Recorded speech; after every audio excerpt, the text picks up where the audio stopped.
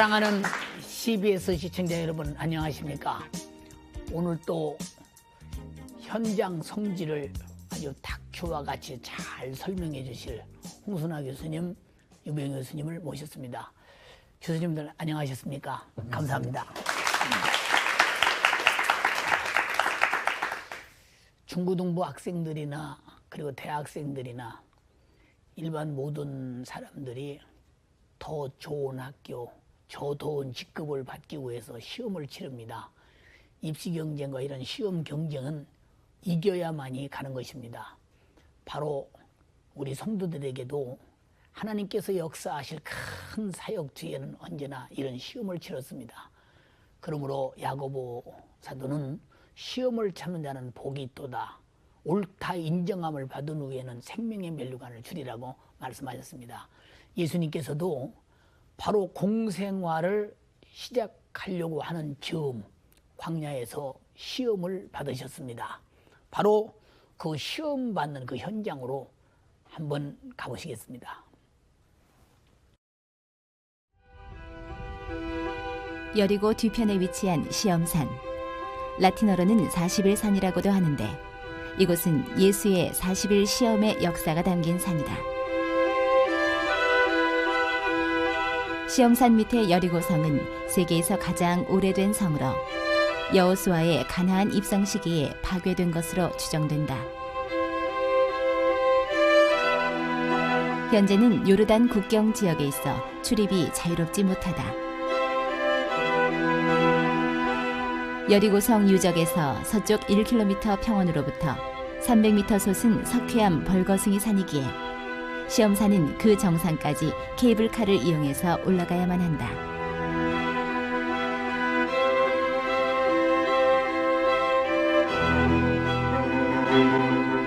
산 정상이 다가올수록 여리고가 한눈에 내려다 보이며 멀리 요단 계곡이 그림처럼 펼쳐진다. 산기슭에 있는 30-40개의 동굴들은 은둔자들과 수도사들의 거처로 당시 수도 생활의 중심지였다. 이곳에서 예수님은 마귀에게 3가지 시험을 받으셨다. 예수님은 성령에 이끌려 가파른 산 기슭을 오르셨을 것이다. 그리고 이 자리에서 마귀의 첫 시험을 치르신다. 40일을 금식하신 예수께 마귀는 말했다. 네가 하나님의 아들이거든 돌들이 떡이 되게 하라고. 시험산 수도원에 있는 예수님의 기도자리는 결국 기도만이 시험을 이길 수 있는 하나님의 능력의 통로임을 선포하고 있다. 마귀는 예수님께 2가지 시험을 더 가했는데 그중 지극히 높은 산으로 가서 천하를 보여주며 내게 경배하면 모든 것을 주겠다고 했고 예수께서는 말씀으로 이것을 물리치신다.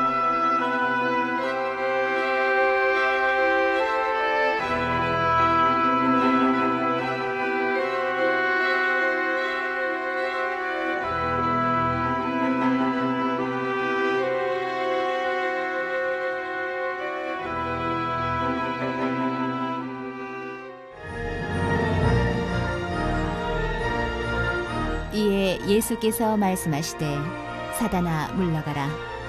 기록되었으되 주 너의 하나님께 경배하고 다만 그를 섬기라 하였느니라.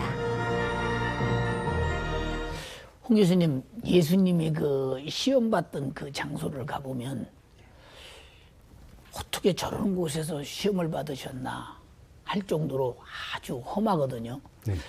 교수님이 그 시험 받는 그 현장의 장소 좀 설명해 주시죠. 예. 늘 이런 문제가 닥치면 어려운 게 그 예수님께서 정말 거기서 시험을 받으셨는가 하는 문제가 있지만 예. 전통적으로 그렇게 믿고 또 현장에 가보면 예수님께서 받으신 시험이 얼마나 힘들었는가를 알 수 있을 것 같습니다. 그래서 예. 이 시험산에 가보면 전 지금도 기억이 납니다. 그 절벽 사이에다가 수도원을 만들어 놨는데 이렇게 보니까 예쁜 십자가가 바깥에 걸려 있어가지고 베란다에 나가서 사진을 서너 카트 찍었는데요. 밑에를 내려본 순간 현기증이 나가지고 사진 3카트 찍고 얼른 들어왔습니다. 밑을 내려다보니까 정신이 하나도 없어가지고 그래서 제가 예수님께서 여기서 시험을 받으셨다면 참 어려우셨겠구나. 그야말로 낭떠러지 위에 그곳에 가면 이제 예수님께서 이 지점에서 시험을 받았다고 추정하는 곳이 있습니다. 자, 사진을 한번 보겠습니다. 이렇게 밑에를 보면요. 밑에가 여리고입니다. 여리고 위에 저 산 꼭대기에 건물이 있는데 그것이 바로 예수님이 시험을 받았다고 하는 곳에 세워진 시험산 수도원입니다. 시험산이 이렇게 환히 보이고 또 시험산에도 보면 여리고가 환히 이렇게 보이지 않습니까? 참 그걸 보면서 또 많은 또 느낌도 있더군요. 예수님 시험 받으신 곳이 이곳이라면 정말 얼마나 어려우셨을까. 근데 사실은 여러 번 가도 올려다 보니까 뭐 그런가 보다 했는데 역시 성지순례의 의미가 보는 걸로 끝나지 않고 그 현장을 답사해 봐야만 온몸으로 오게 되는 거죠. 그러면 예수님께서 또 다른 시험을 받은 두 번째 시험, 그 성전 꼭대기로 올라갔던 그 사실에 대하여 그 거리는 얼마나 되며 얼마 정도나 그렇게 움직이셨을까요?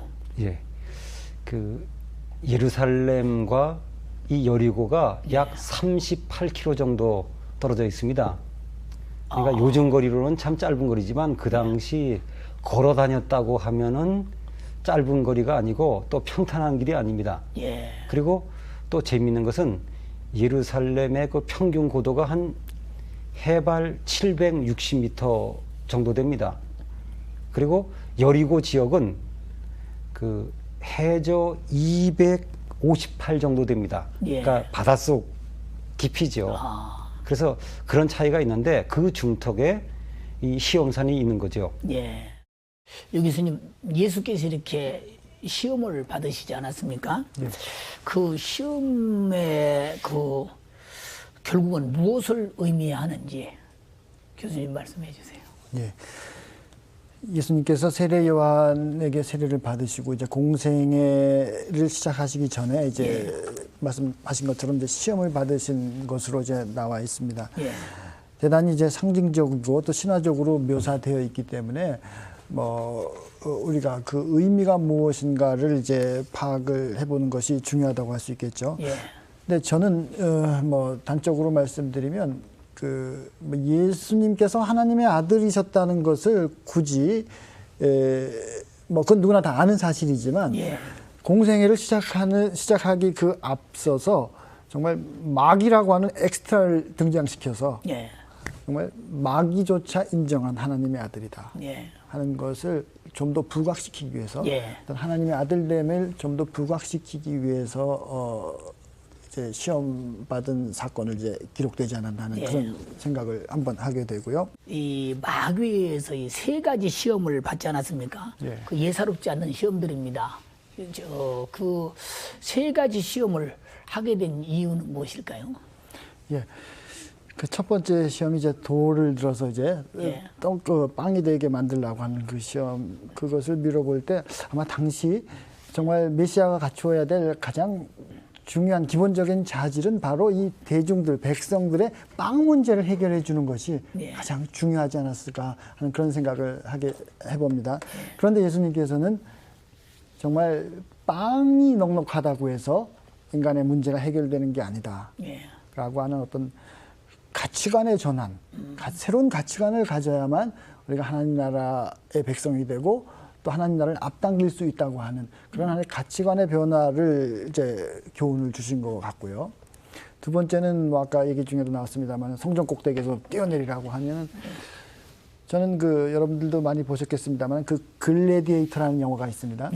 그 검투사라고 하는 영화에 보면 로마의 황제가 그 로마 백성들의 불만을 해소하기 위해서 전국적인 검투 경기를 열어서 사람들이 그것을 보고 즐기는 가운데 자기들의 어떤 권리를 박탈해가도 모르게끔 하나의 깜짝 이벤트를 하는 거죠.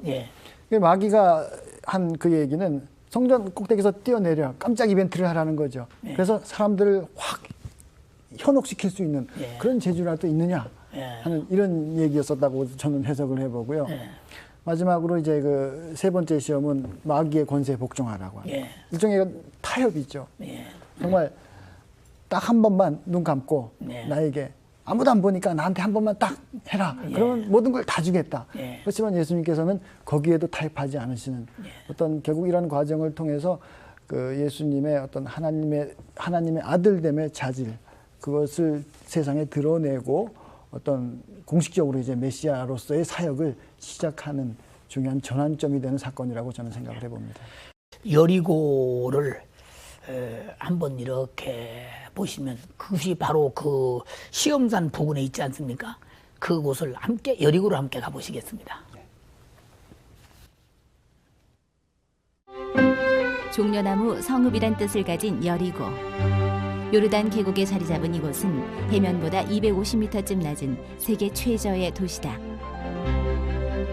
열대성 기후의 풍요로운 땅답게 윤석전 목사와 임동진 장로가 도착하면서 만난 주민들이 과일 파는 소년들이다.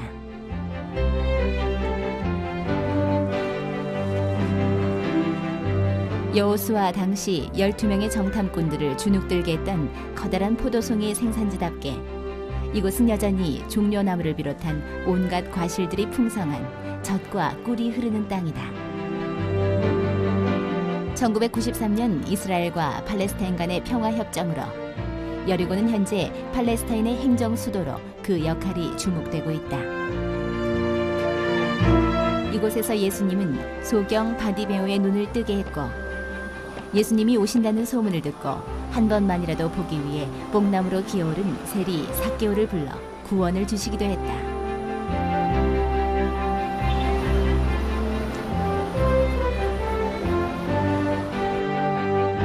그 역사를 기념하는 삭개오 뽕나무는 구원은 간절히 구하는 자에게 주어지는 은혜임을 우리에게 전해주고 있다.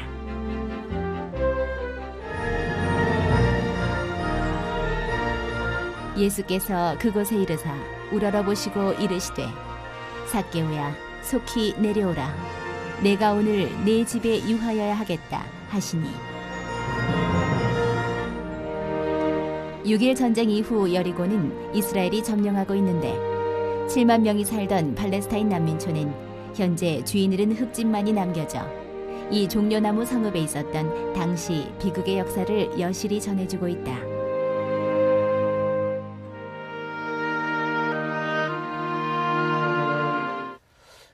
이 여리고라는 도시가 이스라엘 백성과는 굉장히 연관이 있는 도시 아닙니까? 예.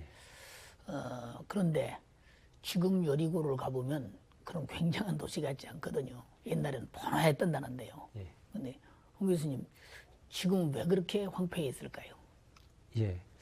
그 여리고라고 하는 도시가 옛날에서 보면 대단한 도시였죠. 예. 그래서 여리고는 그 두 가지의 최자가 붙습니다. 예.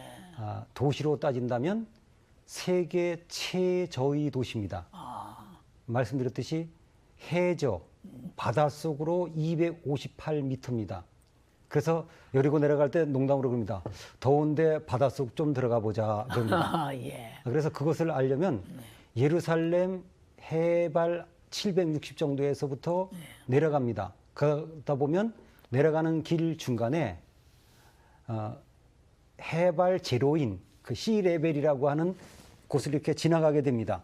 여기서부터는 우리가 그러죠. 바닷속으로 들어가자. 그렇게 이야기합니다. 제가 그쪽 지역을 다닐 때 꼭 쓰기 때문에 가끔가다 저를 보면 사람들이 그래요. 웬 시계가 그렇습니까? 그런데 제가 이 시계를 꼭 차고 다니는 이유가 있습니다. 예. 이 시계는 그 고도가 나와 있습니다.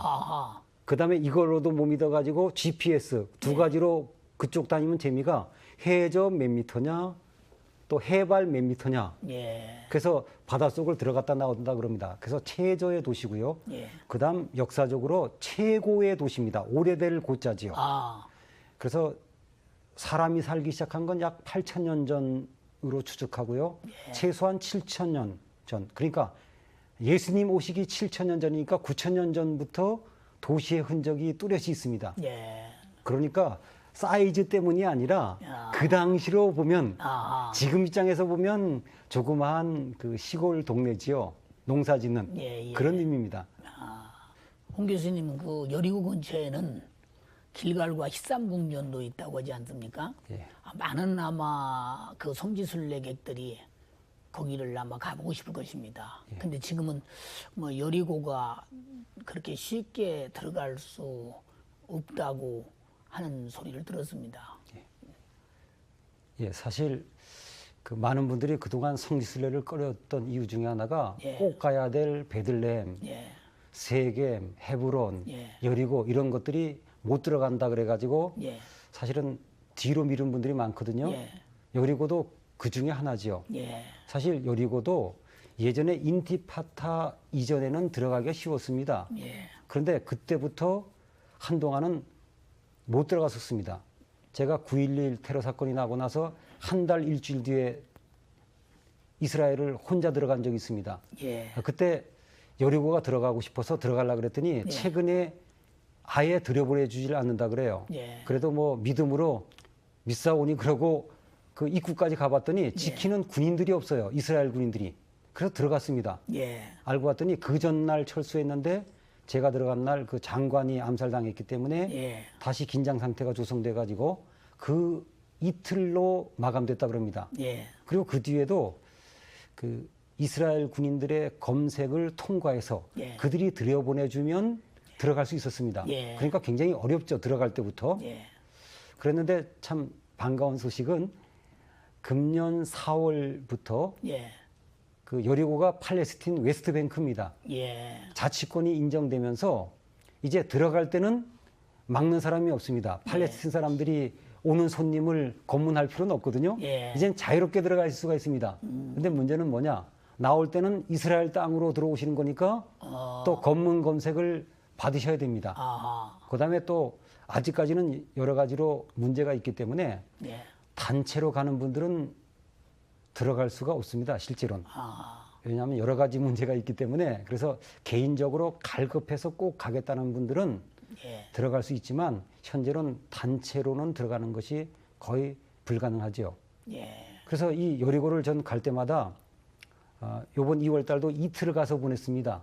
예, 그 이유는 너무 성경에서 중요한 곳이 많죠. 예, 그 이스라엘 민족이 가나안 땅으로 들어갈 때 요단강에서 기적이 일어나고 최초로 도착한 곳을 성경은 길갈이라 그럽니다. 예. 근데 이 길갈이라고 하는 것이 말씀드린 대로 동명이지이기 때문에 예. 다른 곳의 길갈도 여러 곳입니다. 예, 그런데 이 길갈이 어디냐고 하는 데는 관심들을 안 갖고 있지만 그래도 고고학자들의 연구가 중요하지요. 예, 그 권위 있는 앵커 바이블 딕셔너리에 의하면 길갈 추정기를 대개 두 개로 잡고 있는데 예, 한 곳은 키르벤 니틀레라고 하는 곳인데 예. 역시 여리고에서 그 동쪽으로 한 3.5km 떨어진 곳이니까 예. 지금은 여리고가 커져가지고 거의 같은 동네 개념입니다. 예. 그다음 또 강력하게 이야기하고 있는 곳이 키르벳 메피르라고 하는 곳인데 예, 그것은 글쎄 전 어이가 없는 것은 그 여리고에서 제일 유명한 것이 히삼궁전이라고 예, 오마르 왕조 때 그러니까 그 주후 740년 때 된 것입니다. 예, 그런데 이것이 어떻게 보면 일반 관광객은 제일 인기가 있는 곳이거든요. 예, 근데 학자들의 말을 종합해 보니까 바로 이 히삼궁전 이 부근이 예, 바로 길갈 추정기로 가장 강력한 키르벤 메피르입니다. 아, 그래서 제가 이번 2월 달에 그것을 발견하고 나서 얼마나 좋아했는지 예, 물론 정확하게는 모르지만 이스라엘 민족이 60만이 건너갔다 그러면 뭐 몇 킬로 정도에 더 펼쳐져 있거든요. 그렇겠죠. 그래서 제가 어쨌건 여리고가 중요한 것은 저는 그럽니다. 길갈이 그 부근이다. 아, 길갈이 얼마나 중요합니까? 그다음에 또 저는 여리고를 갈 때마다 예수님 생각을 합니다. 예, 성지가 가장 중요한 이유는 예수님이 그 동네에 왔다는 거 아니겠습니까? 그렇죠. 삭개오도 중요하지만 예수님이 그곳을 지나간 것은 거의 확실하지 않습니까? 그렇죠. 그 중에 하나가 삭개오 이야기 아닙니까? 예, 예. 그래서 많은 분들이 삭개오 뽕나무가 있다 그러는데 삭개오 뽕나무를 한번 봅니다. 물론 이것은 그 당시에 그 나무는 아니죠. 뭐 2000년 전 얘기니까. 그런데 참 재밌는 것은 우리나라에서 생각하는 그런 뽕나무는 아니라고 보고요. 학자들은 그 돌무화과 나무라고 보는데 어쨌건 그 지역에서 제일 오래된 나무기 때문에 그 뽕나무로 보여지는 나무기 때문에 이것을 일명 삭개와의 뽕나무라 그럽니다. 어쨌건 이 지역은 그렇게 중요한 지역입니다. 그리고 또 한 가지 엘리야샘이라고 있어요. 예, 예. 그 엘리야가 기적을 일으킨 그 샘, 그 샘 때문에 여리고는 예. 어떻게 보면 지구상에서 가장 과일이 맛있는 반경 한 5km 정도가 그 샘물 하나 때문에 옥토가 된 겁니다. 아하. 그 샘물은 지금도 흐르고 있습니다. 그래서 또 엘리야 생각이 납니다. 그런 의미에서 이 여리고는 아주 대단한 성지죠. 예. 그 성경을 보면 여리고의 얘기라든지 사마리아 얘기라든지 그저 간단하게 기록되어 있기 때문에 그 현장감이 나타나지 않지 않습니까? 그러나 오늘 교수님 말씀 들어보니까 현장감이 새롭게 마치 다큐를 보는 듯 싶습니다. 지금까지 우리가 예수님의 생애 그리고 지역적인 역사 이런 것들을 많이 보지 않았습니까? 유 교수님, 그 예수 그리스도의 생애를 전체 틀에서 볼 때 우리 많은 시청자와 성도들이 어떻게 이해를 해야 할까요? 예. 우리가 지금까지 이제 여행을 쭉 하면서 예. 예수님의 탄생과 수세와 이제 시험을 거쳐서 이제 예수님의 이제 공생애에 접어들 단계에 와 있는 것 같습니다. 예. 예수님의 공생애뿐만 아니라 예수님의 생애 전체를 우리가 파악하기 위해서는 자연적으로 우리가 성경에 나와 있는 복음서를 살펴볼 수밖에 없는데 예. 이게 문제가 복음서가 4개란 말입니다.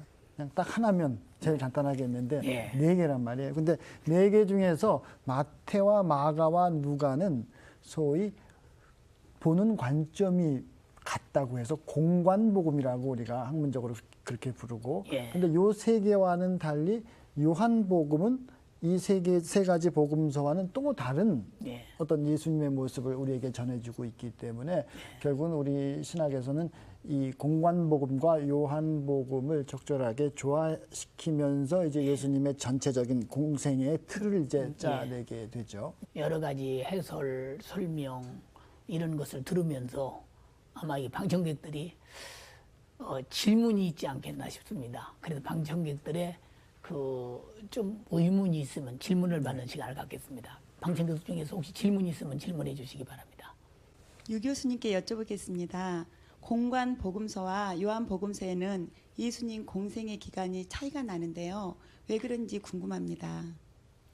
사실 예수님의 공생의 시작과 끝을 우리가 정확하게 지금 알 수는 없습니다. 성경에 보통 우리가 예수님께서 30세 되던 해에 이제 공생애를 시작하신 걸로 되어 있는데 원문을 자세히 보면 거기도 대략 30세지 30세라고 딱 못을 박은 건 아니에요. 그래서 아마 아까 제가 말씀드린 것처럼 공관복음과 요한복음을 종합해서 볼 때 그래도 1년이라기보다는 3년이 더 가능성이 있지 않을까 하는 것이 학자들의 추측이고 그래서 우리가 일반적으로 그렇게 예수님의 공생애를 3년으로 추측하는 것은 요한복음에 근거를 한 것이고요. 바로 이러한 그 공생애 기간의 차이 때문에 같은 사건이 예수님의 생애에 서로 다른 맥락에 배열되고 있는 것을 볼 수 있습니다. 예를 들면 공관복음에서는 예수님께서 성전을 정화하신 사건이 있으시잖아요. 성전에 올라가서 장사꾼들을 몰아내신 그런 사건이 있는데 그것은 공관복음에 의하면 당연히 예수님의 생애의 마지막 일주간에 예루살렘에서 생긴 일이어야 하잖아요. 그런데 요한복음에는 그것이 복음서 초반부 앞부분에 나와요. 그렇기 때문에 같은 사건이지만 서로 다른 맥락에서 연결되고 있기 때문에 아까도 제가 말씀드렸듯이 어떤 우리가 복음서를 볼 때 그것을 예수님의 전기라고 하는 측면에서 본다기보다는 어떤 그 예수님을 어떻게 이해해야 하는가라고 하는 신학적 관점에서 이해한다면 그런 차이점을 우리가 쉽게 극복할 수 있으리라고 저는 그렇게 생각을 합니다. 오늘 이렇게 귀한 시간에 두 교수님 나오셔서 아주 듣는 시청자들의 아주 마음이 시원하도록 또 막힌 담이 막 뻥 뚫리도록 이렇게 아주 시원하게 해설해 주셔서 진심으로 감사드립니다. 감사합니다. 감사합니다. 예수님이 땅에 오셔서 공생애를 시작할 때에 마귀는 예수님을 시험하셨습니다. 그러나 예수님께서는 하나님의 말씀으로 또 하나님의 능력으로 이겨내셨습니다. 우리 예수 믿는 수많은 사람들에게 바로 예수와 같은 이 길을 가기 위해서는 역시 마귀가 끝없는 우리 핍박과 시험과 고통 속에서 앞길을 가로막을 것입니다. 그러나 우리도 하나님의 말씀으로 예수의 능력으로 이기면서 하나님 나라 갈 때까지 승리하는 여러분 되시기를 바랍니다. 다음 시간에 더 좋은 해설과 더 좋은 깊이로 여러분을 뵙겠습니다. 감사합니다.